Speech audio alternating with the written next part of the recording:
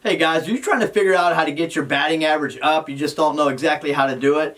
Well, you're in luck, because in this video I'm going to explain 5 key hitting skills that if you have all of these down, your bat path, the sweet spot of your bat, should be on a collision course with the ball throughout the hitting zone, and your batting average should jump way up.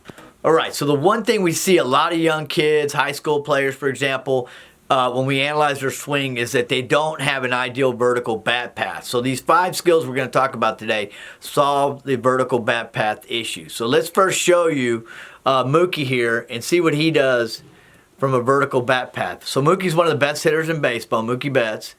And if you look at his vertical bat path, from the time his bat enters the zone to the time it gets to contact, and out of the zone, it's matching the plane of the pitch that goes downward. So typically you want a 5 to 15 degree angle up to consistently hit the ball for line drives and for average. Most average hitters have not mastered this vertical bat path. Instead, they swing down all the way through the zone, or they have a looping swing where they start down into the zone and then they go up. Neither one of those are good, and you're not going to be a successful hitter, and you're going to have a lot of frustrations if you don't master that vertical bat path.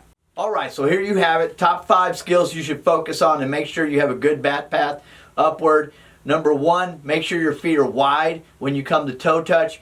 Players that don't do this have a tendency to swing down through the zone. Alright, a good rule of thumb is when you get to toe touch and you get ready to fire, that your feet are at least twice as wide as your waist. Okay, it's kind of a good rule of thumb. So what that means is if I were to take this, and that's how wide my waist is, I need to make sure it's twice that wide, measuring from the outside of the feet. So in this case, I'm about maybe 2.5 times as wide. That's even better. Alright, so let's take a look at Mookie Betts here. And you'll see that he's in a stride here. When he comes down, you're going to see that his feet come down 3 times as wide as his waist. He's not alone. We analyzed at Strokeball, we analyzed the top 10 players in terms of batting average in 2023. And Shohei Ohtani's the only guy that didn't quite make 3 times as wide as his waist. Acuna was the widest. He came down at toe touch 4 times as wide as his waist. Alright, skill number 2, pull the bat back and down during your first move. Alright, so a very important part of the swing is to make sure you pull back early in the swing. So when your heel comes down, your elbow will drop. You want to feel like you're pulling back over here as opposed to pushing forward this way. So make sure when you start your swing that it's kind of a pull back motion, pulling back this way with the hands starting to flatten. Let's look at Mookie Betts here. As you can see, his bat is over his head at toe touch. He pulls the bat back and down about helmet high during the first move. That enables his bat to enter the hitting zone at its lowest point. Then finally the sweet spot sweeps upward on a collision course for a home run to the left. Here's Mookie's swing from a different angle. Once again, his bat starts about 1.5 feet over his head. He then starts his swing by pulling the bat back to about helmet high and finally driving the ball over the fence. Our analysis found that all 10 batting average leaders start their first move by pulling the bat back and down to enable them to hit in a big zone consistently. Alright, skill number 3. Make sure your hands during the first move start to flatten out, go side to side, to up and down, all the way through extension. Again, when you go and you take your swing, your palms should basically be flat here, start to flatten here, but make sure that when you get all the way through extension, where your bat is facing, basically extended towards, wherever you're trying to hit the ball, the pitcher, opposite field, that you keep your hands palm up, palm down as long as possible, and then roll over as you follow through. Alright, so as we look here at Acuna, you can see that his hands are side to side, palms are side to side, and then he makes his first move where his elbow drops, and you'll notice his palms start to flatten, but they don't get completely flat up and down until bat lag.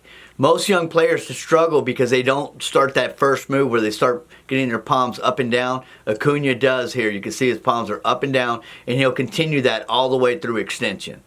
We analyzed all 10 players that led the league, major leagues in baseball last year, and we found that all 10 players start to flatten their hands very early on, and then they keep their palms flat all the way through extension. All right, skill number 4. Make sure that your torso, when you get to contact, is either straight up or down or slightly back. So your torso, when your heel comes down and you come to contact, you want to make sure that the torso at contact is straight up and down or slightly back. You want to avoid your torso being forward. So in general, when your heel comes down and you swing and you're looking and you film a player from this angle, you want to make sure that his torso is either shoulder, hip, knee is straight up and down, or the shoulder is slightly tilted back at contact. 7 out of 10 players analyzed are leaning slightly back at contact. So as you can see here, Freddie Freeman is leaning back towards the catcher at contact. As he rotates here into the ball, you can see he has a nice little lean backwards. That enables him to get the bat underneath the ball. Shohei Ohtani, same thing. Arias, same thing. Harper leaning back as well. Acuna leaning back. All right, skill number 5. Make sure you follow through with your hands at least shoulder high. All right, when you follow through, it's a telltale sign of do you have the right bat path. So you want to make sure when you follow through with your hands that your hands finish at your shoulders or higher, somewhere in this range. A lot of that depends on where the pitch was thrown. A low pitch, typically you finish higher. A high pitch, you might finish more like shoulder height. But it's important that you finish fairly high with your hands in the follow-through. So what are the top Major League Baseball batting average leaders doing in their follow-through with their hands? Well, if you look here at Acuna, first of all, we measure this when the bat is facing back towards the other opposite dugout. And you can see Acuna's hands are about nose high. And then here Seager is with his hands about maybe eye high. Arias, his hands finish about eye high. Betts, nose high. Bichette, eye high for Harper. Helmet high for Diaz. Towards the top of the helmet for Ohtani. Freeman finishes above his helmet. Bellinger finishes slightly above his helmet. So in general, you'll find that the best players in baseball finish above shoulder high and as high as 3 or 4 inches above their helmet. All right, so keep this in mind. Before you go out and start working on vertical bat path, make sure you have a problem. You can take your phone, video in slow motion, and when you get here to where you're going to hit a ball opposite field, that's when you enter the hitting zone. Typically, it's about where your hip is. And then all the way through, basically about a foot out in front where you would hit a pull side ball, that's the hitting zone. Go film and see if your bat is already going at a 5 to 15 degree angle up.